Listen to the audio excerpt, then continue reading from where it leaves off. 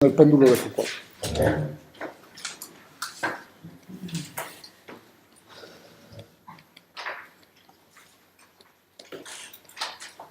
¿No? Teníamos un señor péndulo, pedazo péndulo o señora. ¿No? Aquí del techo. Y lo que teníamos era...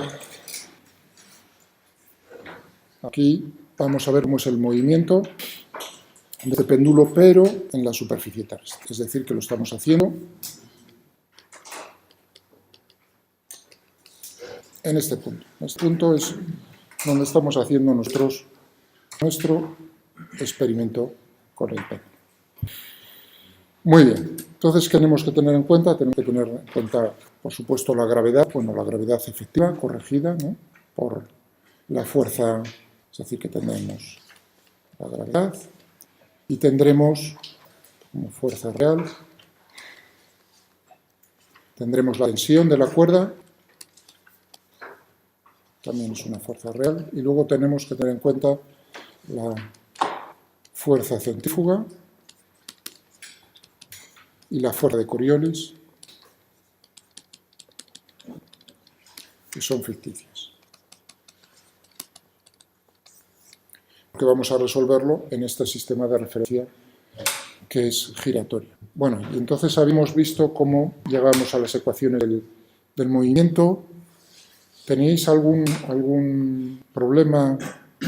Yo le estuve dando otra vez una vuelta, digo, no sé si me quedó muy espeso Se puede ver de dos maneras. Olvidemos por un momento de la fuerza centrífuga y la fuerza de Coriolis.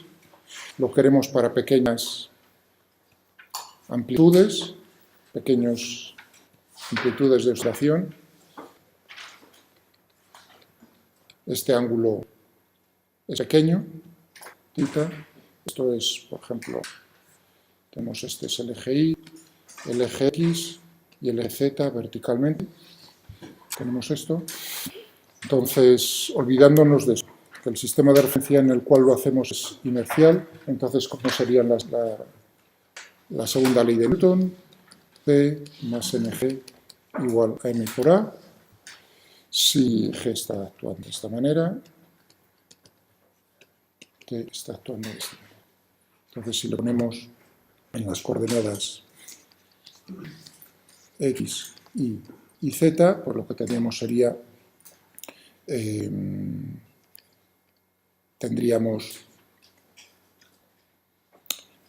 voy a ponerlo primero, sí, en cartesiano, Tx. Tx igual a m por ax, tendríamos Ti y tendríamos Tz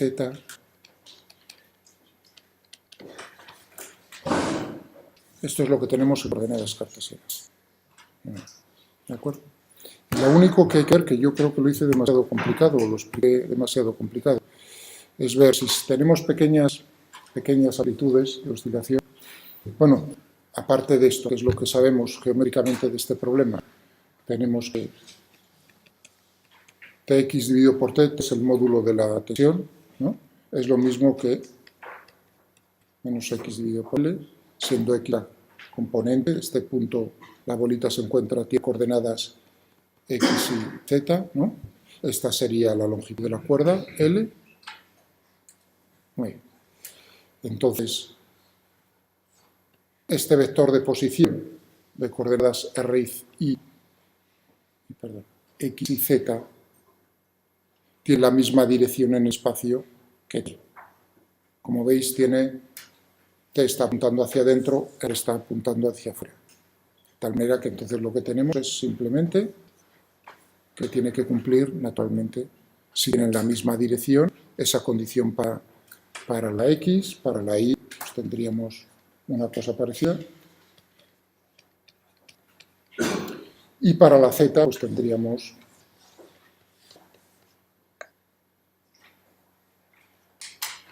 y aquí, con cuidado, porque sería más Z dividido por L. Vamos a ponernos en otra pantalla. Vamos a ponerlo ordenado.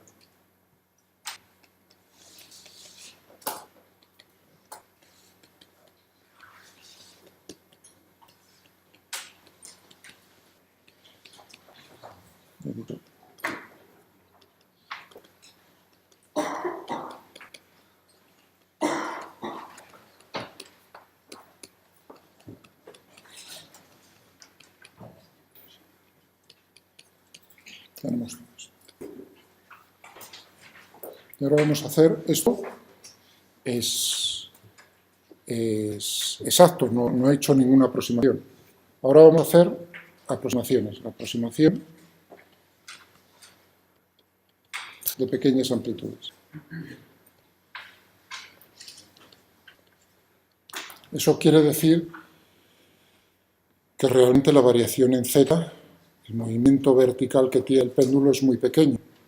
Es decir, que vz es aproximadamente 0 y que la aceleración correspondientemente, es decir, que estamos considerando despreciando el movimiento vertical.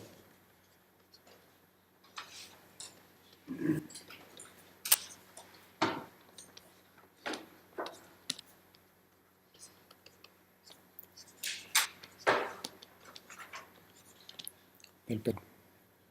¿De acuerdo? Si hacemos nosotros eso, entonces de esta ecuación, ¿qué es lo que tendremos? Que tz tiene que ser. Y además, por supuesto, si tenemos esto, entonces también tendremos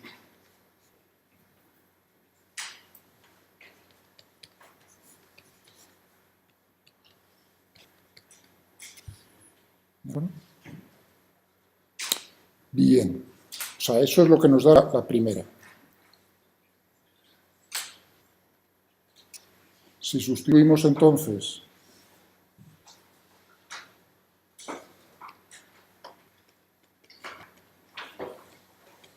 en las otras ecuaciones,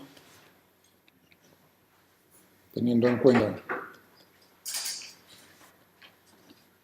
mg y sabiendo la relación que había puesto yo ya antes, menos x dividido por L, esto lo que nos da naturalmente es que x es igual a menos x dividido por L por mg, y teníamos una parecida para la componente y.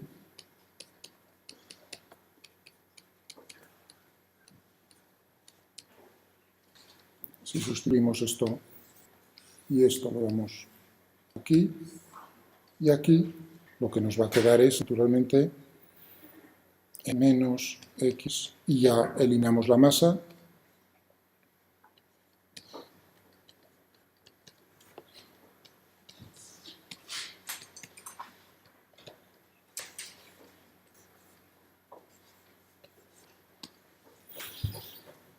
Estas son las ecuaciones. Ahí ya hemos hecho la aproximación de pequeñas oscilaciones. O sea que estas ecuaciones ya solo son ciertas, es decir, si lo pongo en función, si a x es x dos puntos, a y es y dos puntos, pues entonces lo que tendremos es x dos puntos igual a menos g dividido por L por x, y dos puntos.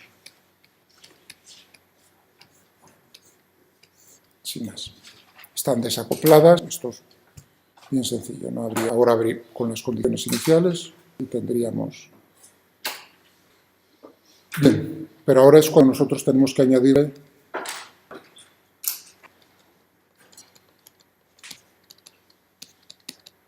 las fuerzas ficticias. ¿De acuerdo? Primero, o sea, tener en cuenta es, primero, qué es lo que tenemos que cambiar en cuanto a la fuerza centrífuga. ¿Cómo lo vamos a tener en cuenta? Pues naturalmente, aquí en esta ecuación, cambiando g por g efectivo.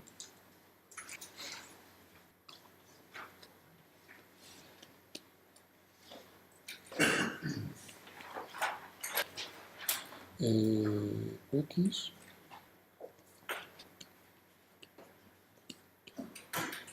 pero necesitamos ahora tener en cuenta la fuerza de Coriolis. La fuerza de Coriolis, fijaos que los ejes son todo lo mismo que hicimos en el caso de la caída libre, cuando lo dejábamos caer el objeto desde la torre de Pisa. Volveríamos otra vez, ¿no?, a las mismas, lo hicimos en aquel momento, ¿os recordáis? Digamos, esto era el eje Y, el eje Z y el eje X hacia, esto sería el norte, ¿no?, y el eje X hacia el este. Entonces, ¿qué términos nos aparecían ahí? Teníamos que evaluar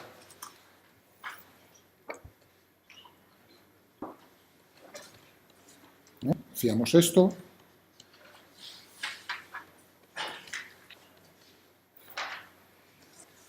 X punto y punto 0. Aquí otra vez estamos con la aproximación de pequeños ángulos. Aquí me aparece.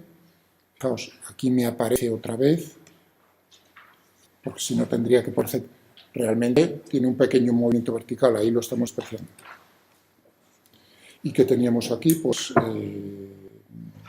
0, omega seno de tita y omega coseno de tita, siendo tita la colatitud. Hacíamos este determinante y lo que nos quedaba era 2m por el vector unitario y punto omega coseno de tita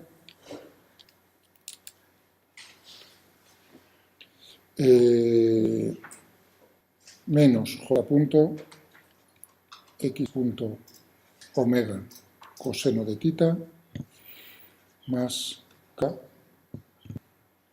x punto omega seno de tita. Si uno evalúa el determinante, esta será la componente x, esta es la componente y, y como veis, tenemos una componente z.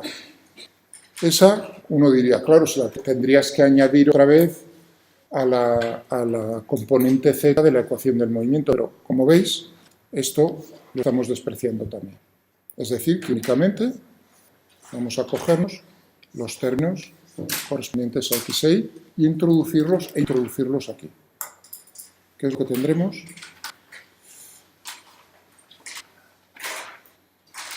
Pues tenemos aquí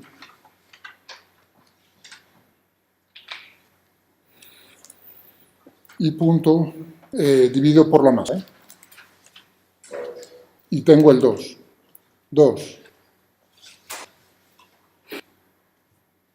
omega coseno de tita por y punto, y en este caso es un menos 2 omega coseno de tita por x. Ya tenemos aquí nuestras ecuaciones de movimiento.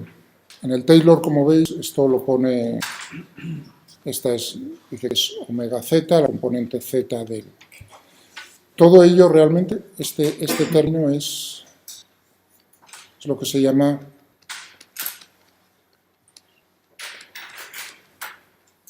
el factor de Coriolis.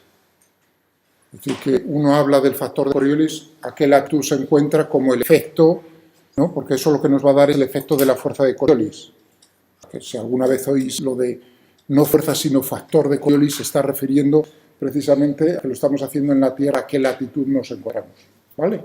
Sin más, no tiene mayor. Bueno, podemos entonces utilizar como en el libro, en vez de coseno de tita, omega z.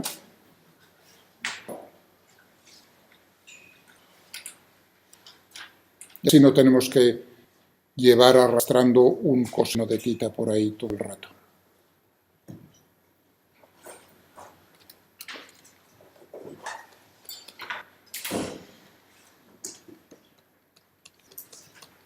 por X punto. ¿De acuerdo? Bien. Genial. Pues ahora vamos a escribir y vamos a dejarlo otra vez. Voy a quitar G efectivo para escribir, voy a poner G otra vez, por no estar escribiendo tanto.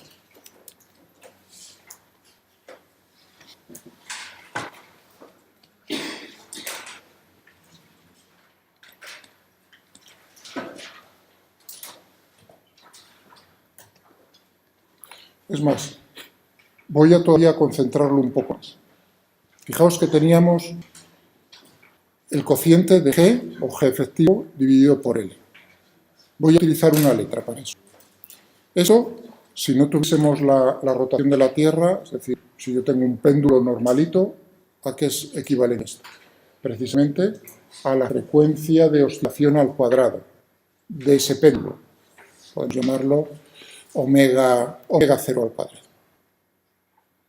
Es decir, que la ecuación del movimiento yo la puedo poner como omega 0 al cuadrado por X, es decir, estoy haciendo esta sustitución, y 2 omega z por I punto, y 2 puntos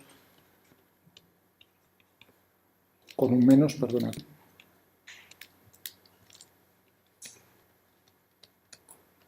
Por X. Bien, y ahora hay que resolverlo. Tiene solución algebraica. Es un sistema de dos ecuaciones diferenciales lineales, con que ya decir la palabra lineal ya uno dice esto tiene solución. Ahora, ¿qué método se utiliza? Uno, pues siempre que uno tiene oscilaciones, uno utiliza, en todas las ramas de la física, utiliza una herramienta muy comúnmente que son números complejos.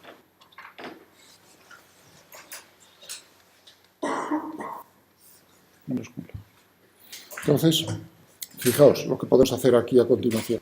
Yo puedo definir un número complejo, voy a utilizar la misma letra, no voy a utilizar z, que es lo que me pide el cuerpo, porque z, si no, nos estaríamos confundiendo con la componente z, en eso y no quiero. Voy a llamarlo eta. Eta de t. Es un número complejo que yo voy a definir como x, que depende del tiempo, naturalmente, más, y, bueno, vosotros a veces utilizáis, ¿no?, la parte compleja j, eso depende de qué parte de la física. En circuitos uno utiliza j porque I lo utiliza para intensidad de corriente, pero yo utilizo I, ¿no? De tal manera que yo tendría derivada primera, n punto, ya no pongo del tiempo, sería x punto más I punto, eta 2 puntos, x 2 puntos más I y 2 puntos. ¿De acuerdo? Muy bien, pues vamos a cogernos aquí y lo que voy a hacer es sumar a esta ecuación, le voy a sumar I por toda esta ecuación. A ver qué es lo que me queda. ¿De acuerdo?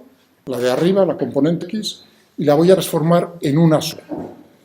Realmente no estoy perdiendo porque uno dice, anda, vaya negocio más malo que estás haciendo. Dos ecuaciones escalares por una. No, porque esa es compleja.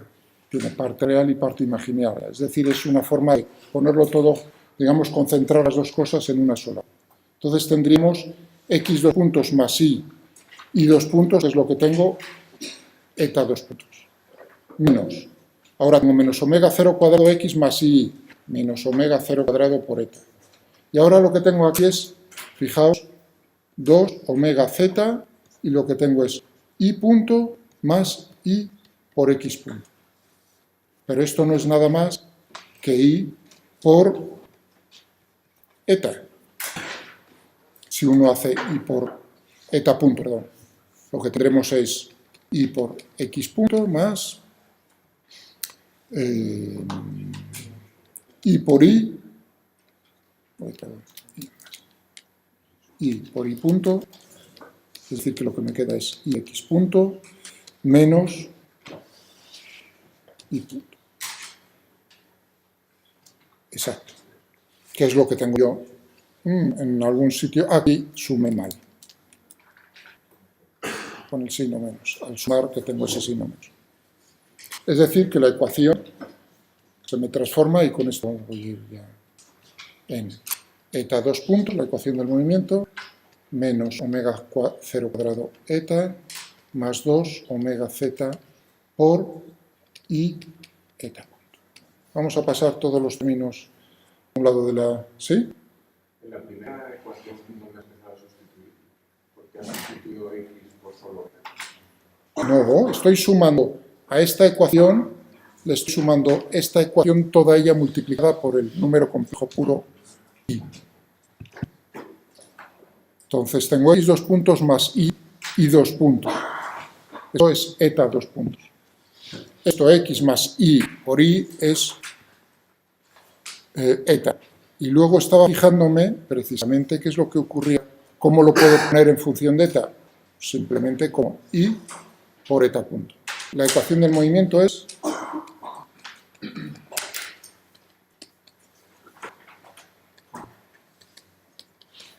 en el espacio complejo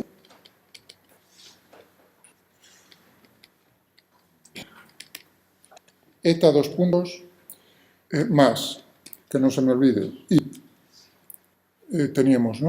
2 omega z por eta punto, ¿no? Teníamos eso.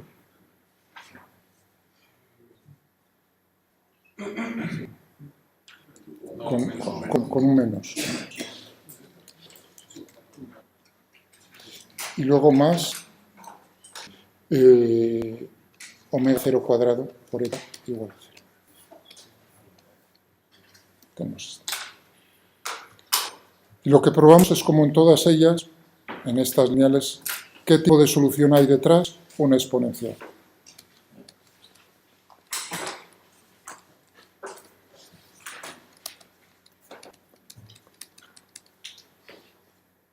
Una amplitud, cuidado, compleja, por e elevado a i, y ahora voy a utilizar, cuidado, estoy utilizando i omega. Podría utilizar alfa, otra letra, pero bueno, a mí me sale de forma natural siempre omega y en las exponenciales. Cuidado, he utilizado omega 0 para el otro y omega mayúscula para el otro, o sea que no estoy haciendo nada ilegal. ¿De acuerdo? Entonces uno prueba esto, hace la derivada, la segunda derivada. Si esto es solución, tiene que cumplir esta ecuación. Sustituyo.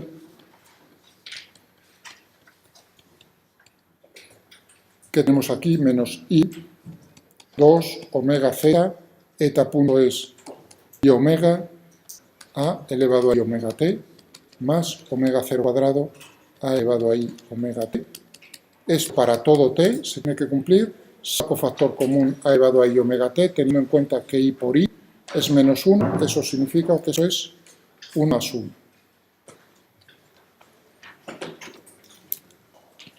Eso quiere decir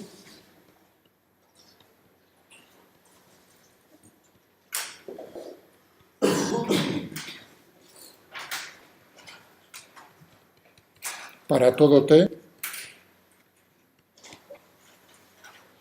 2 omega z omega más, con un menos que lo estoy cambiando de signo. Si es solución, tiene que cumplirse esta ecuación. Y lo único que os pido para el miércoles es, por favor, le echáis, es una ecuación de segundo grado, ahí hazme omega. ¿De acuerdo? Y lo que vamos a ver es cómo lo que tenemos ahí es una oscilación con una rotación. Le vamos a dar una explicación ya simplemente viéndolo en el espacio complejo. ¿Vale? Estaba diciendo, el día pasado, el lunes, estábamos tratando el péndulo de Foucault con la aproximación de pequeñas oscilaciones. Eso nos daba como resultado dos ecuaciones, una para x y otra para y. ¿De acuerdo?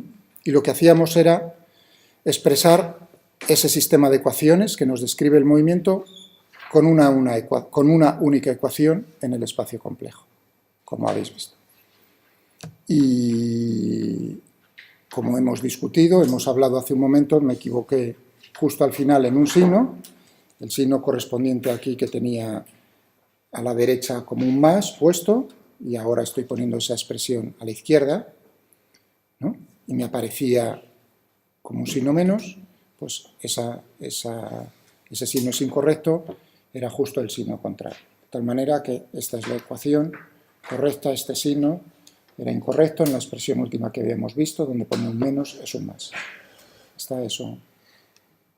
Bueno, pues, dicho eso, todo lo demás, donde el comentario que os había hecho sigue siendo válido. ¿Qué ventajas tiene el tratar, es decir, tratar el movimiento desde el punto de vista del espacio complejo? Es precisamente que nosotros podemos probar soluciones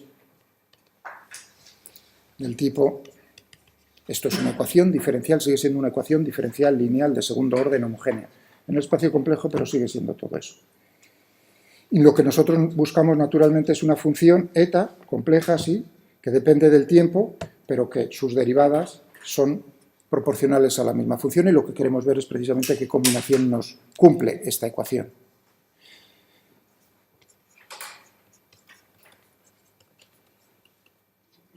Vamos a utilizar, ¿no?, esta forma. Esto incluye, si lo hiciésemos en el espacio real, la dificultad conlleva en que tendríamos que trabajar con cosenos y senos simultáneamente. Y es más fácil hacerlo directamente de esta manera, y gracias a que la ecuación diferencial es lineal, gracias a eso, si no fuese así, todo esto sería inútil. No sería cierto, inútil en el sentido de que no sería cierto. Si yo lo resuelvo en el espacio complejo, luego he resuelto las otras dos ecuaciones de un solo golpe, porque tomo la parte real de eta y eso me da la solución para x. Tomo la parte imaginaria de eta y eso me da la solución para y. Y eso es así porque la ecuación diferencial es lineal. Si no fuese así, es decir, que una combinación, si tengo dos soluciones, una combinación lineal es también solución, únicamente si la ecuación diferencial es lineal. Si no, no es así. Si tengo dos soluciones, una combinación lineal no es solución. Eso es lo que quiero, también en el espacio complejo.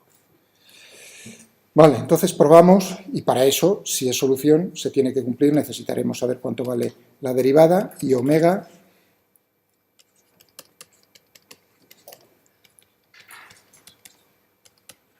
derivamos otra vez.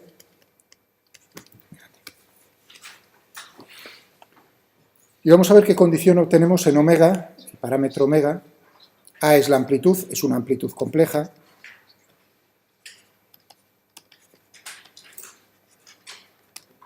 Es decir, que incluye tanto la amplitud real como el desfase. Dos condiciones, porque resulta que es una ecuación diferencial de segundo orden. Nosotros tenemos que imponer la condición en la posición y la condición en la velocidad. En algún sitio nos tiene que aparecer ambas cosas. Bueno, vamos a ver. Sí, os estaba haciendo el lunes un comentario acerca de esta forma de... ¿Esto qué representa? Esto va a representar, en el espacio complejo, representa tanto oscilaciones como rotaciones. Es decir, cuando yo tengo un elevado a i omega t, lo que estoy viendo ahí realmente es una rotación en el plano xy, en el plano complejo, con velocidad angular omega. Eso es lo que tenemos. Claro, al tomar la parte real y la parte imaginaria, lo que tenemos son una oscilación, ¿de acuerdo?, en uno de los ejes. Ahí es donde tenemos que ver cómo es la solución final. Vamos a probarlo.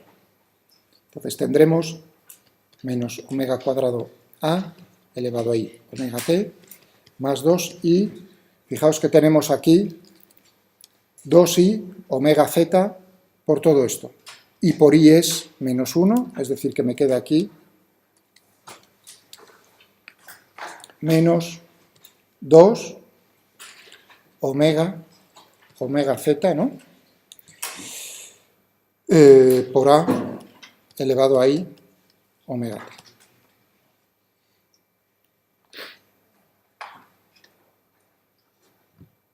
Bien, perfecto. Y ahora nos queda lo último, omega 0 cuadrado por eta, que es... Queremos ver si eso puede ser solución, puede ser igual a 0. Naturalmente se tiene que cumplir para todo t. Si nosotros sacamos factor común todo esto, podemos expresar esta ecuación.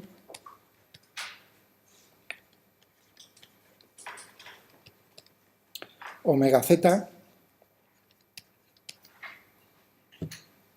más omega 0 cuadrado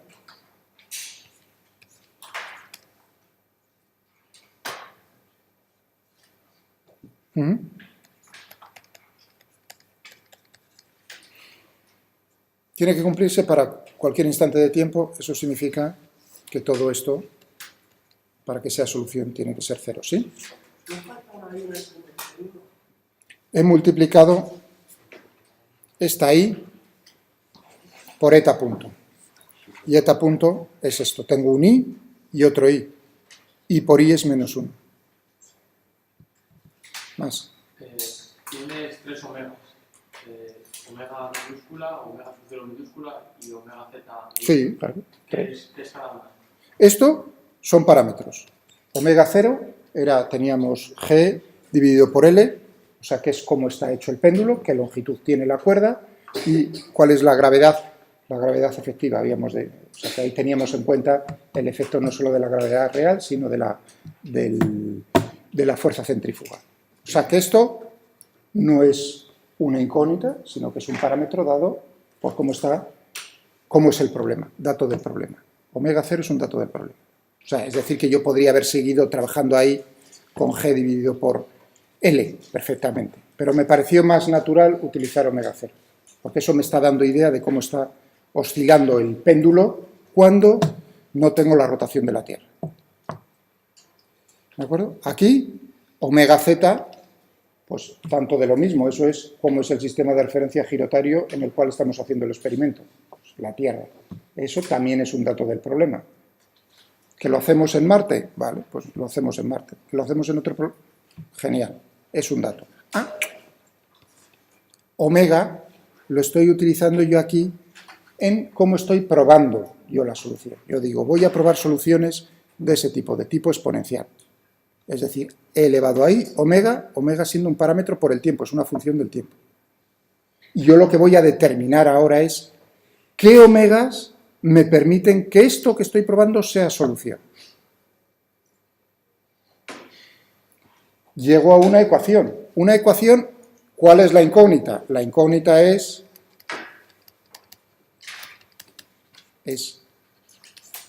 omega z y omega 0 son datos. ¿De acuerdo? Como veis, ahí no me aparece A. A se va a determinar a partir de ¿qué? De las condiciones iniciales. Es decir, que yo voy a encontrar un omega que cumpla esta ecuación, lo meto aquí y entonces ya sé que esto va a ser solución siempre del problema que estamos discutiendo. Y uno dice, ¿y dónde te entran las condiciones iniciales? Para determinar A, por supuesto. Muy bien.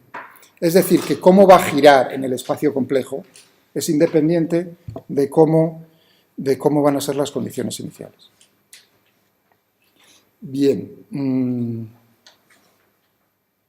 De hecho, también así, para llamaros la atención sobre eso, en electromagnetismo, por ejemplo, en ondas electromagnéticas, o son ondas de otro tipo, pero bueno, ahora estoy pensando en ondas electromagnéticas, la representación de las ondas se hace en el espacio complejo. Es decir, se queda uno en el espacio complejo. Y no vuelve al real. Es más fácil trabajar siempre en el espacio complejo. En vez de estar viendo cosenos y cosenos, uno está viendo siempre exponenciales. Vale, tenemos, ahora que no me equivoque, por favor, en la ecuación, porque ya con un error ya tengo yo suficiente conmigo mismo, menos omega cuadrado.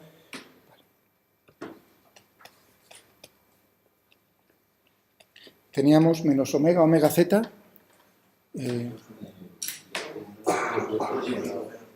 2 omega z, ¿no? Y luego tenía aquí omega 0 cuadrado igual a 0. Una ecuación de segundo grado, es decir, que se está transformando en una ecuación de segundo grado. Espero que os suene eso de ecuaciones diferenciales. Vale, vamos a ponerle aquí más y aquí un signo menos. y lo que tendremos es que omega, como solución es menos b, o sea, tendremos menos 2 omega z más menos raíz cuadrada de 4 omega z al cuadrado menos 4 veces primero a por el segundo, menos con menos más 4 veces omega 0 cuadrado, dividido todo por 2.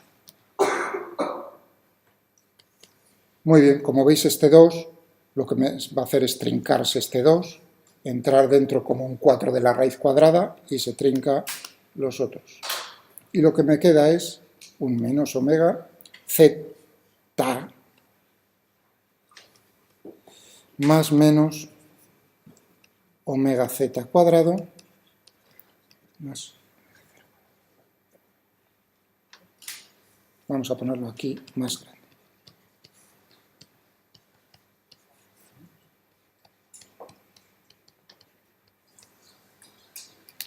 ¿Alguna duda de eso? Miradlo tranquilamente. El problema de estas ecuaciones, como siempre, es que nos han marcado a fuego, como en las películas del oeste, ¿no? Cuando marcan el ganado a fuego. Esto. ¿Qué es A, qué es B y qué es C? ¿Y qué es X? X es omega. Es la única dificultad mental, que es grande, ¿eh? No creáis que es... que como uno lo han entrenado una y otra vez a esto, es incapaz de ver vosotros y yo mismo otra cosa que no sean X. Y cuando uno no ve una X, no ve la ecuación. O sea que hay que hacer un esfuerzo para no poner el automático. Por lo demás, pues ya lo tenemos ahí. Y ahora pues vamos a ver cuál es el sentido físico. O sea que tendríamos aquí. Fijaos, tenemos dos soluciones. Son reales.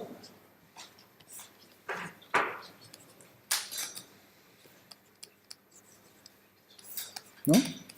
Son dos soluciones reales. No tengo ninguna solución imaginaria. Si me hubiese salido una parte imaginaria, entonces no pasa nada, eso pasa a veces. Tenemos una parte real y una parte imaginaria. Pero fijaos que tengo elevado ahí omega, que tendría una parte real y una parte imaginaria, es decir, que la parte imaginaria por la parte imaginaria me daría un exponencial real. Eso es lo que ocurre, pues, por ejemplo, cuando uno estudia o bien en circuitos, un circuito RLC, bobina, condensador y resistencia, lo que está viendo es la disipación, es decir, está viendo la amortiguación. La amortiguación viene dada por una exponencial real, un decrecimiento exponencial de la amplitud.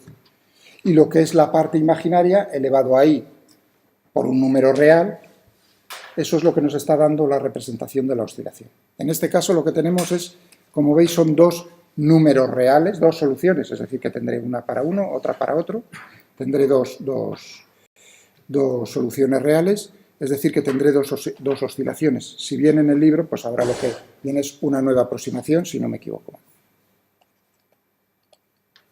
Podemos aproximar, tener en cuenta la aproximación siguiente, que es que omega 0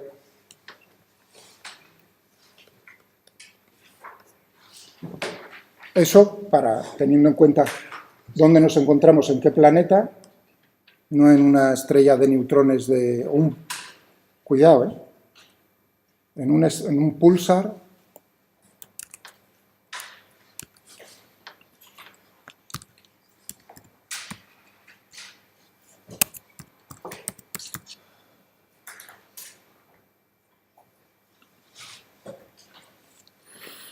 Bueno, mi memoria no está tan... Una estrella de neutrones. Un pulsar es precisamente de pulsar, ¿no? De la traducción directa del inglés. Es una estrella que gira alrededor de su eje a una velocidad, vamos a ver, una estrella de neutrones altamente magnetizada, emite radiaciones colimadas. Sí. Sí, un segundo. Primero me ocupo del pulsar y luego me ocupo del libro.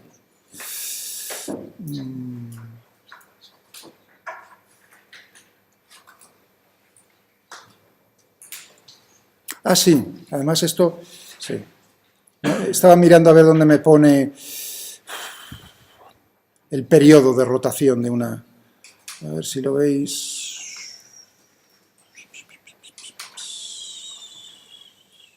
Son estrellas que cuando mueren, digamos, expulsan la masa, se contraen, entonces por la conservación del momento angular, no les como un patinador, no les queda más remedio que empezar a girar más rápidamente. Eso viene su giro, pero es tan rápido, me gustaría ver, por dar un dato que no fuese así a voleo.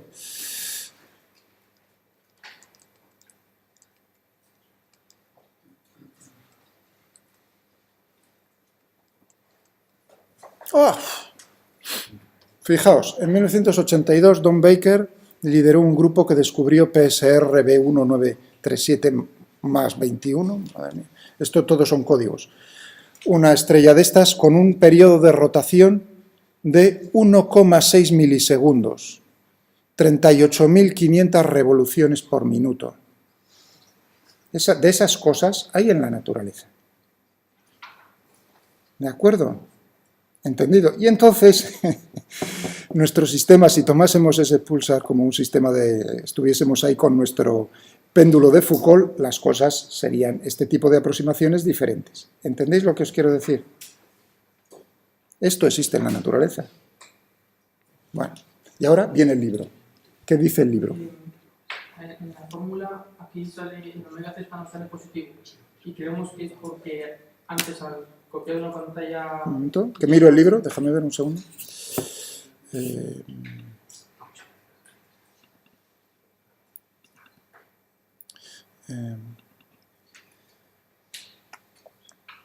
Estamos en el 9. Vamos a ver. El libro. Cuidado, ¿en español o en inglés? ¿Lo veis? Tenemos aquí el utiliza alfa. Ah, bueno. Él pone como solución menos. Yo he puesto un más. Menos i alfa t. Y yo he puesto más i omega t. Entonces le queda la misma ecuación.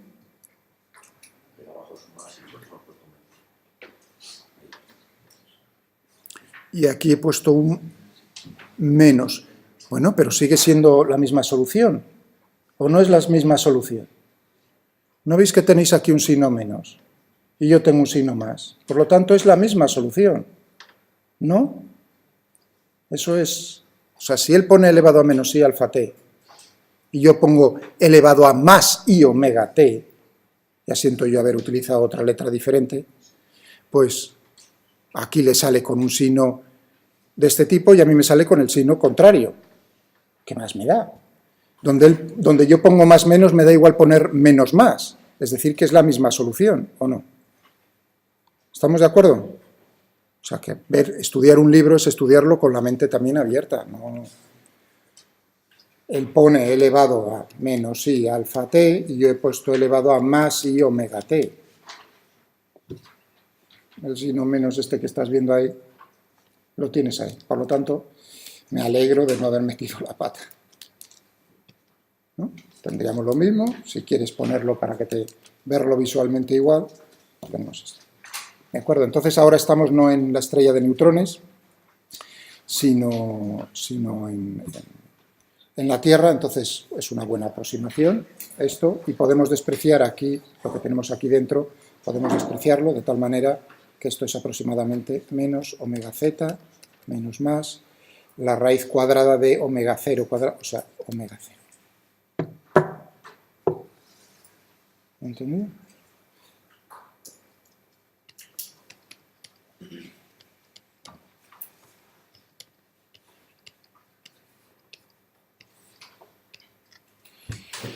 Muy bien, y ahora lo que os está diciendo ahí el libro, ya que lo tenéis abierto, es, vamos a ponernos otra vez en la solución.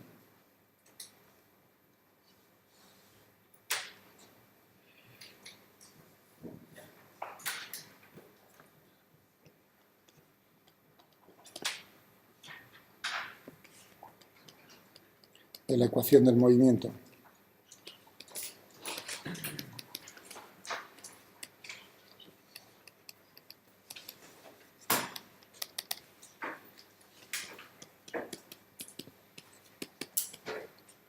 Y ahora vamos a ponernos ya aquí.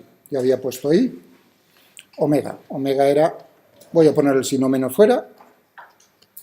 Omega z más menos omega 0 por el tiempo.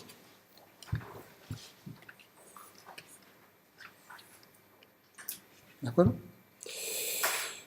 Muy bien. ¿Qué es lo que podemos ponerlo como dos, si queréis, como dos, como el producto de dos exponenciales? No hay nada que me lo impida.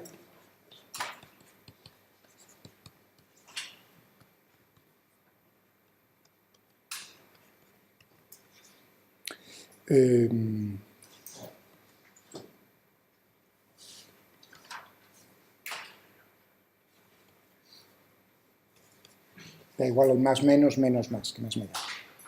¿De acuerdo? Tengo esto. Si yo tomo, fijaos, olvidaos por un momento de esto. Si omega z es 0, es decir, la Tierra la hemos parado, lo que tenemos es el péndulo puro y duro, ¿no? Sin más. Es decir, que A por todo esto me tiene que representar el péndulo. Ciertamente, claro, si yo tomo la parte real, lo que tendría aquí sería un coseno de omega 0 por el tiempo. Imaginaos, naturalmente también tengo en la parte imaginaria sería I seno de omega 0 por el tiempo. Ahora tengo la amplitud. Y ahí es donde viene el asunto de decir, si yo lo pongo como condición inicial, que inicialmente está oscilando en el plano ZX, Z era la vertical, ¿no? Eso significa que no tengo oscilaciones en I, es decir, que todo esto está fuera, y lo que tendría como solución es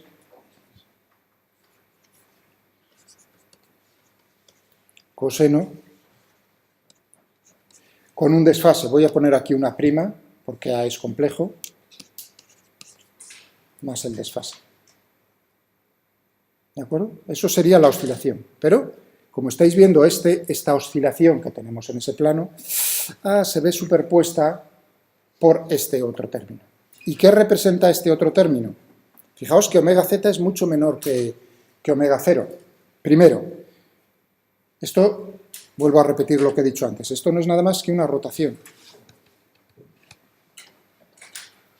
Esto es una rotación en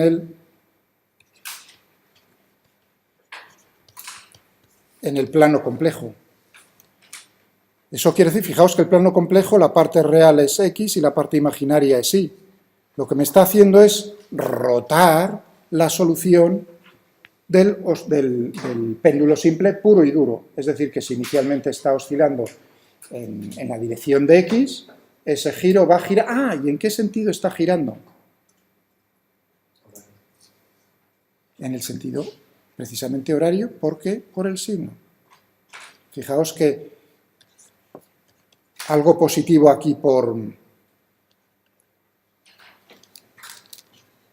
número, por A, por el tiempo, o por un número, A, un ángulo, y tita. Voy a utilizar tita como ángulo. Eso significa que yo estoy girando el vector en el sentido antihorario un ángulo tita. Si yo multiplico un vector en el espacio complejo C por todo esto, es decir, un número complejo, un vector, un número complejo C, lo multiplico por elevado a I tita, pues como suena, ¿no? Lo que estoy diciendo, lo que hacemos es girar únicamente, estamos girando ese vector C por un ángulo tita en el sentido antihorario.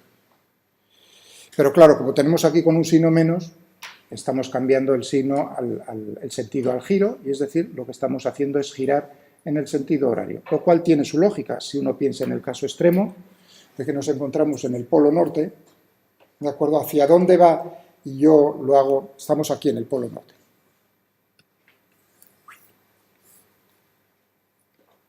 ¿No? Y yo cojo el péndulo y lo hago oscilar de esta manera. ¿De acuerdo? Entonces, nosotros estamos montados aquí, en el polo norte. ¿De acuerdo? Estamos girando con la Tierra. ¿Qué es lo que está ocurriendo? ¿Qué observamos nosotros? Que gira en el sentido respecto a nosotros en el sentido contrario. No de oeste a este, sino de este a oeste, o sea, en el sentido horario de las agujas. Si miramos desde arriba, lo que estaríamos viendo entonces es que si inicialmente está oscilando en esta dirección del espacio, el péndulo, el plano en el cual está oscilando, está girando en el sentido horario. ¿Con qué velocidad angular está girando? Precisamente omega z. En el caso de que estuviésemos en el polo norte, estaríamos, fijaos que nos aparecía, sí, no he dicho nada, estaría girando con la velocidad angular de rotación de la Tierra, omega. Como nos encontramos realmente en esta latitud, entonces únicamente va a ser la componente de omega por el coseno de tita, siendo tita esto otro. En el caso de que nos encontremos en el ecuador, entonces no gira de ningún, sigue en el mismo plano, oscilando el péndulo. ¿Se ha entendido? Bueno, pues este es el famoso péndulo de Foucault. Entonces, cuando vayáis a un museo de estos, tened en cuenta de que la cosa requiere horas, ¿no?, para ver, observar cómo es el... Pero como tenéis el ordenador, pues nosotros podríamos pensar en hacer este problema, que es el problema que os enseñé el otro día. Entonces cogemos una mesa giratoria y nos ponemos en esa mesa, o sea, que digamos consideramos como Tierra un sistema de referencia inercial. Cogemos la mesa giratoria, la hacemos girar, por ejemplo en este sentido, el eje vertical, y ponemos sobre esta mesa una bolita atada al centro con una cuerda elástica. Y esa cuerda elástica pues sigue la ley de Hooke. Por sencillez, lo mismo que en esto, tiene longitud natural 0. Me dicen cómo es K, la constante de fuerza del muelle, de la cuerda elástica, me dicen todo, me dicen cómo es la masa de la bolita, no hay rozamiento, y entonces pues me piden determinar cómo es el movimiento en el sistema de referencia giratorio. Son las mismas ecuaciones del movimiento. Exactamente las mismas ecuaciones que hemos obtenido para el péndulo de Foucault. Cuidado, en el péndulo de Foucault era con la aproximación de pequeñas oscilaciones. Aquí son exactamente esas ecuaciones. Tendríamos para omega 0 la raíz cuadrada de K dividida por M. ¿De acuerdo?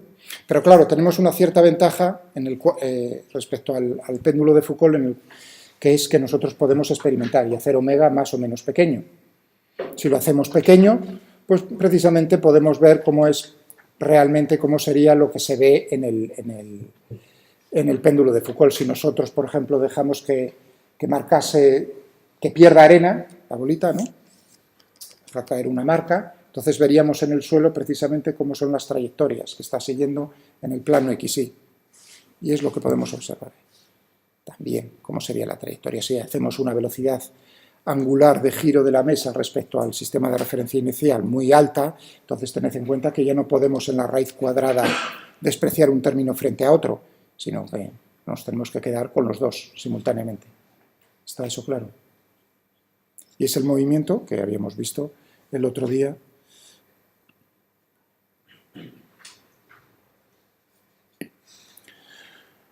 Si es que, bueno, como aquí he estado jugando con lo de Arizona,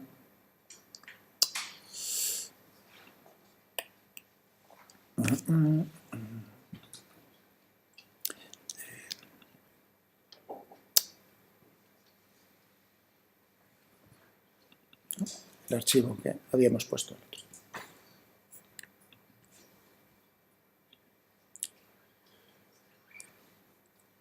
Pues aquí tengo las ecuaciones del movimiento.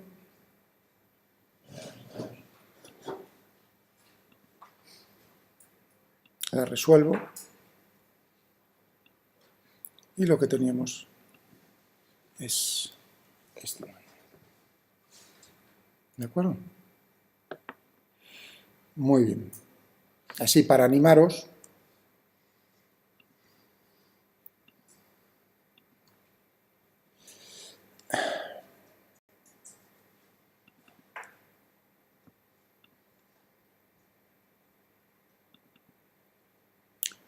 Vamos a ver.